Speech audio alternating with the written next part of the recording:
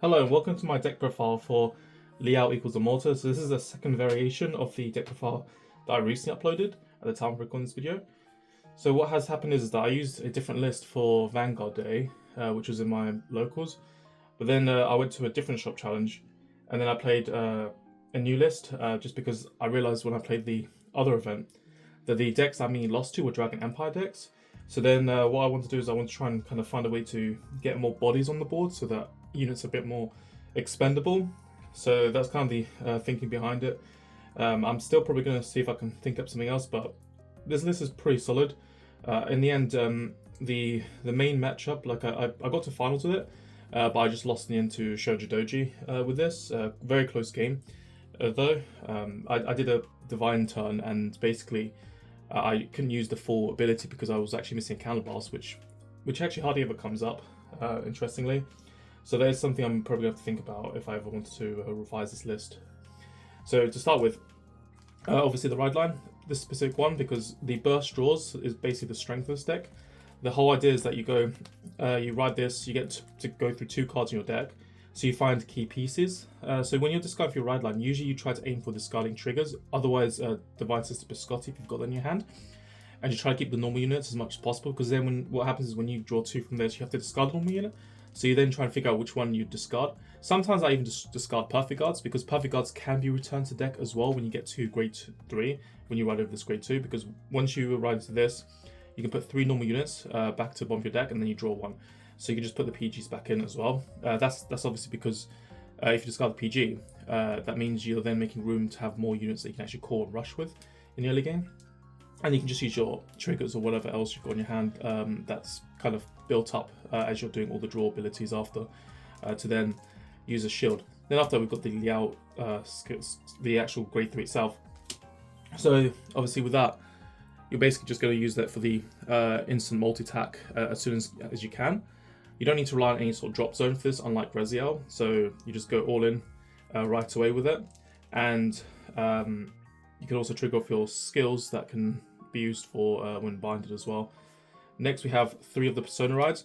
In fact, this is the only Persona ride that's actually acceptable in the deck, which is Liael herself, because you need to have another copy in the first place. So if you're playing the Cup, the Regardless piece that lets you Persona ride, it's not quite as good because you can't use it for the Divine skill. So really, you're trying to just get this so that it ends up in a drop zone. And then what you do is you Soul Blast the other copy that you had previously as your Vanguard, and then you then revive it from a drop zone after you attack with your Vanguard. So that's kind of the idea, and then you just get double the Liael skill because you're attacking twice now with her, which gets you basically 6 attacks. Unless you played something like Kybre, then you can go for like 8 attacks with it technically, but that version of the deck, I mean, it's something I've considered. Obviously you have to play a lot more counter-charging, so you'd have to play a lot of the Soga ones if you go for that list. But that is something you can try and do. There is a downside where if you're playing into Kybre, you are going to end up with basically 10 or 20k bodies. So if your opponent has like damage triggers or can play into damage triggers, then that's going to be a bit of a problem. So it's really situational in some ways. Then 3 copies, down from 4, because previously had 4 in the list. Now it's 3. Salva Dragons. So this is mainly just to just beat past the 30k bases without having to rely on boost. If you do have a booster though, you can use the effect critical triggers to then give 2k to it, and then you make a magic number out of it as well. That's also another play you can go for. But it's quite a good card to just kind of fall back on when you're lacking other stuff such as Idaras, which is your best card. So this card here, obviously you need to have more copies in your deck to keep using the skill, especially when you've already done the Divine skill. Things get a bit hard because sometimes you might have already burned through them for whatever reason. Even your drive checks, you can end up drive checking into some backstones, so you have to always be alert about scenario planning in case you drive check into your intended targets for your your second wave of Liael during the Divine turn. So when this is binded, Soul Blast 1 and draw. And if you have another copy in your drop zone, he also gains 10k. So it's basically 20k attacker after your first time binding with it. So in the early game, if you go first, for example, you swing for like 10 or something, and then after you just bind and then you call again and get 20. It doesn't care if your opponent's on grade 3. So it's got a bit of pressure in that sense compared to, like, say, some of the Liael cards, like Nobia, for example, or even Tethel, which is the generic order card. And then 4 copies of Biscotti. So just like with the ride line, the idea is that you're just going to try and just dump these so that you can then filter your deck and find more pieces, because you're trying to use the order engine in this deck. So this deck is actually probably the best deck at doing it because of all the draw power you're doing early on. I've also put these in different sleeves because I don't think you're probably going to notice they're actually my Minerva sleeves. That's because I've been switching them around between decks. I've just taken them out for the purpose of deck profile. So that's Biscotti. Also, you can use it for personas, I guess, but obviously if you call it, use it for the check top 3 skill. It's only really going to be that useful if you're calling a unit, so you can use it to expand your board when you're losing units, which can happen in this deck actually. So it's good for that. But then if you go into battle phase, you just have to be aware that when you call it, yeah, you do have the advantage where you can basically just call it and then check for a trigger and then leave on top because you're doing it during the Liael part. So you use Liael, shuffle your deck after calling her out, and now you can get your trigger. So the timing does work quite good, which is good, but it just doesn't work if you're using it for your main phase stacking because you're going to shuffle your deck anyway if you use Liael. And then also this deck has abundance of energy, so it's very easy to use your energy costs, but obviously you can always do Energy Blast 7 to draw 1, but I think with this it's just more so about trying to find pieces as soon as you can in the early game, which is what made me more inclined to play this. And then we've got 4 copies of Taythal. So Taythal, when you call it, and you've played a normal order during the turn, sorry, any normal order, obviously. Yeah, not the set order. So you can't use it if you use a set order. So you basically do Soul Blast 1, look at top 5, and then you call 1 card with the same grade or less than your Vanguard. And also when you attack a grade 3, she gets extra 10k. So she's good when you're going second to just beat down your opponent. She's another body that's 20k as well for that mid game, late game. So you can kind of keep on pressuring your opponent with it as well. So you don't have to like just rely on just Idaras and also just on the Salva Dragon. You can also rely on this as well to keep your pressure going. So you've now got like you've got a lot of targets in this deck. That's what I was kind of trying to go for, like just make sure that there's a lot of stuff that's actually call worthy. And obviously when you rush with this, I've had turns where I'll basically have like on turn 2 columns of 23k with cards like this dog. So you end up having because you're doing so much drawing, sometimes it happens where you can just end up with like all these cards, because Tethel also searches for top 5, so you might find another dog as well. And then you just kind of rush. This guy activates when you've got more units than your opponent, or if you played an order this turn. Any order, it can be a set order as well if you play set orders. So then you get to draw with it at the end of battle, but it's not just simply a draw. You're actually checking top 2 and adding 1 to hand, and then you're reverse sacking the other one. So you can then just save the other card for later in the game, or for your Liael combo. Maybe you see like an Idaras or something, then you can avoid drawing into that, which is good as well. But yeah, the early game rush also helps. 13k is also a good boost number. So that's kind of partly why you play the order package, because the order package just makes some of these cards just really strong as well. Then we've got 3 copies of the booster, Euphoria. So this card is mainly for going behind your Vanguard. It's one of the ones that every boss in Divine Z gets one of these cards. So it's basically like a 13k booster behind, if you've got the specific Vanguard, but then it's a 15k booster behind your Vanguard of that specific name. And then there's always like an extra ability. So this one is basically a Soul Blast 1. And then you take 1 unit with the same name as one of your units on the field.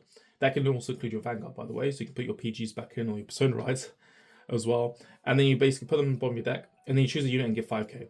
So she can also help to power up your field. But the more important part is the fact that she's Soul Blast, because the Soul Blast enabler, just like with Idaras, because he also does Soul Blast 1 to draw, and so does Tethel. Tethel also helps her. So all those Soul Blast cards that you run, they need that Soul Blast cost, because it helps to basically use it on the Persona Ride turn.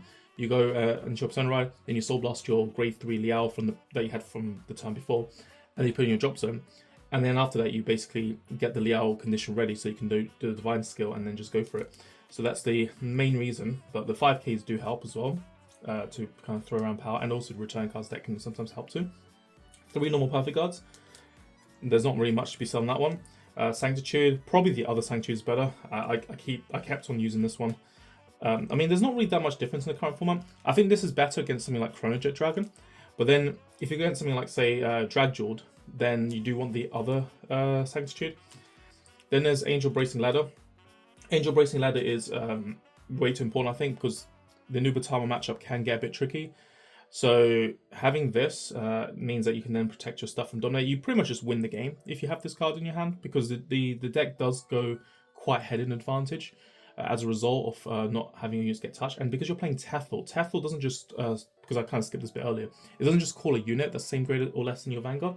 It also adds normal orders to your hand. That can also include regardless pieces as well. So you could also have a higher chance of finding this. You're drawing through a lot of cards in your deck, and you're also checking top 5 through Tethel. So the idea is then you can hopefully have a higher chance when you're playing this specific deck to then see this card.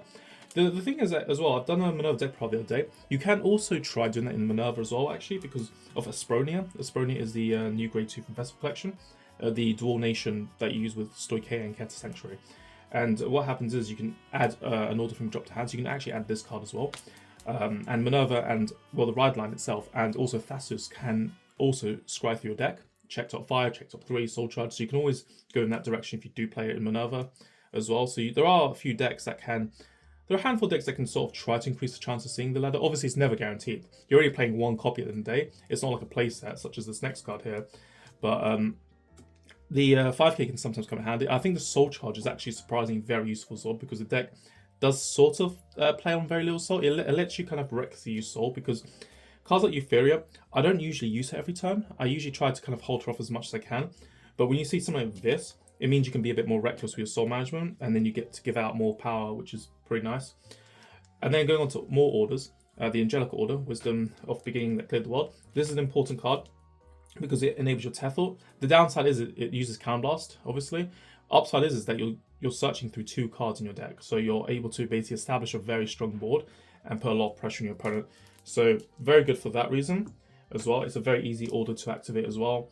There's not really as much condition. You could play the Dogs, the Energy Blast 2 one, that gives 10k and stuff, and if you have like 5 units, you get to draw.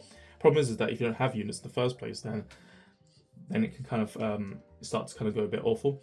Then we play the Dark Over Trigger. I was kind of debating between different ones. I don't think the red one was the correct one, so it was either going to be the dark one or it was going to be maybe the blue one. I went with the dark in the end. I mean, it's sort of a counter charger. It can bring back your Liael Persona Rides to hand, because the weakness the deck does have is when it fails to Persona Ride. So if you fail to Persona Ride, then you're kind of not doing anything, because that's kind of very important to list. Obviously, a lot of decks benefit from Persona Ride, but you also need the Divine Skill. If you can't see your other copy, then you're not using Divine Skill in that game. So that's more the reason why it's so important to have your other copy for Liael. And it's not just any copy. You need the actual Liael itself. You can't use the cup for the Persona Ride, the Regardless piece, because that's not very useful. And then going a bit further, we've got the Effect Crit. Build Soul as well, but you, as mentioned, you can give 2k to the Grade 3s if they have boosters behind them. Then 4 Vanilla Crits as well. Then 3 Front Triggers. Because there's so much draw power in this deck, you don't really want to draw into draw triggers, so it makes sense to play fronts. It may also make you reconsider how you do your attack patterns, because you may decide to not always attack with both rears first before you do Liael's skill. So you kind of have to have a bit of foresight or like scenario planning, or maybe even consider your opponent damage checking a trigger as well. Then 4 heal triggers as well to kind of end it all off. So that's pretty much it for the Liael equals Amorta deck profile. Hope you enjoyed, and yeah, I will catch you later. I'll probably do one of these deck profiles again when DZ Set 5 comes out. So until then, goodbye. Greetings, everyone. This is Rain Schwarzer of Erebonia, reminding you that if you want to be a true member of Class 7, make sure that you're following Astral Susano.